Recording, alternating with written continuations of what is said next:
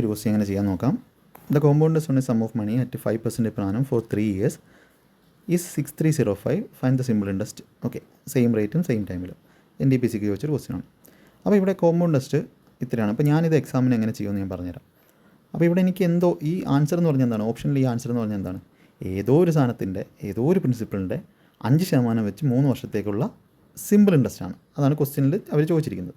അപ്പോൾ 5% വെച്ച് 3 വർഷം എന്ന് പറഞ്ഞാൽ അതിൻ്റെ ആ പ്രിൻസിപ്പിളിൻ്റെ 15% വേണ്ടത്.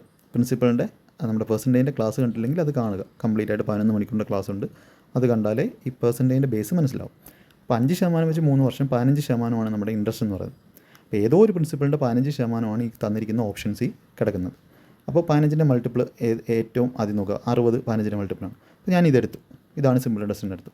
അപ്പോൾ ഏതോ ഒന്നിൻ്റെ 15% 6000 എന്നാൽ 100% കണ്ടുപിടിച്ചാൽ എന്ത് കിട്ടും, പ്രിൻസിപ്പിൾ കിട്ടും. അപ്പോൾ പ്രിൻസിപ്പിൾ ഞാൻ അസ്യൂം ചെയ്യുകയാണ് 6000/15 × 100. 15% 6000 എന്നാൽ 100% വേണം. അപ്പോൾ ഇവിടെ 4 വരും, 4 കഴിഞ്ഞിട്ട് 4 0, അതായത് 40,000 രൂപ അവിടെ പ്രിൻസിപ്പിൾ കിട്ടും. ഈ 40,000 രൂപയ്ക്ക് 5% വെച്ച് 3 വർഷം 6305 കോമ്പൗണ്ടേഴ്സ് ആണെന്ന് നോക്കിയാൽ പോരെ. ഇതൊക്കെ ഫാസ്റ്റായിട്ട് ഇതിന് എനിക്ക് 2 സെക്കൻഡ് മതി. 5% ഇതാണ് 40,000, അല്ലെങ്കിൽ 3 സെക്കൻഡ് മതി. ഇനി ആദ്യമേ 5% കോമ്പൗണ്ടേഴ്സ് എടുക്കുവാണ്. 5% കോമ്പൗണ്ടേഴ്സൊക്കെ കൺസെപ്റ്റ് അറിയണം. 5% എടുക്കുന്നു, ഇതിന് 5% എതാണ്, 10% 4000, 5% അതിൻ്റെ പകുതിയാണ്. 10% എടുത്തിട്ട് അതിൻ്റെ പകുതി എടുത്താൽ മതി. അപ്പോൾ 2000 രൂപയാണ് അവിടുത്തെ കോമ്പൗണ്ടേഴ്സ്. ഇപ്പോൾ എത്ര ഇത് 42,000 ആയി. ഇതൊക്കെ മൈൻഡിൽ തന്നെ ചെയ്യാവുന്നതാണ്. ഇനി ഇതിൻ്റെ 5% എത്ര വരും, 10% 4200, അതിൻ്റെ പകുതി 2100.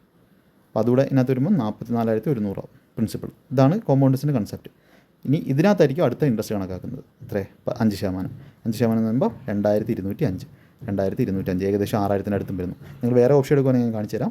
ഇത് കൂട്ടുമ്പോൾ എന്ത് വരും, നമുക്ക് 6305 നമുക്ക് സാറ്റിസ്ഫൈ ചെയ്യുകയും ചെയ്യും. അതിൻ്റെ അർത്ഥം എന്താണ്, നമ്മൾ എടുത്ത അസംഷൻ കറക്റ്റായിരുന്നു. അപ്പോൾ ഓപ്ഷൻ ബി നമുക്ക് എന്ത് ചെയ്യാം, ആൻസർ കൊടുക്കാം.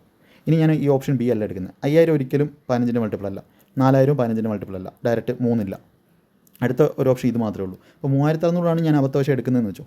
3600 15 × 100 ചെയ്യുന്നു. 15 ചെയ്യുമ്പോൾ 3 വെച്ച് കിട്ടുമ്പോൾ ഇവിടെ 1200, പിന്നെ ബൈ 5 ഉണ്ട്, × 100 വരുമ്പോൾ 20 വരും. ഇപ്പോൾ 2 24 00 24,000 വരും. ഇനി ഇതിനകത്ത് നോക്കുന്ന സമയത്ത് ഇതിൻ്റെ 10% 1200 വരത്തുള്ളൂ.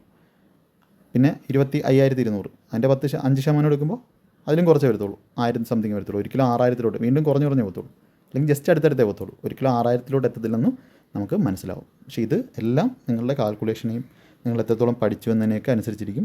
സ്ട്രാറ്റജി വീഡിയോ പറഞ്ഞ ക്ലാസ്സുകൾ കണ്ട് പഠിച്ചിട്ടുണ്ടെങ്കിൽ, അല്ലെങ്കിൽ നമ്മുടെ ക്ലാസ്സുകൾ കറക്റ്റായിട്ട് ഫോളോ ചെയ്യുന്നുണ്ടെങ്കിൽ ഇങ്ങനെയൊക്കെ നിങ്ങൾക്ക് ചെയ്യാൻ പറ്റും. ഓക്കെ, ബാക്കി ക്ലാസ്സിലെല്ലാം കാണാം.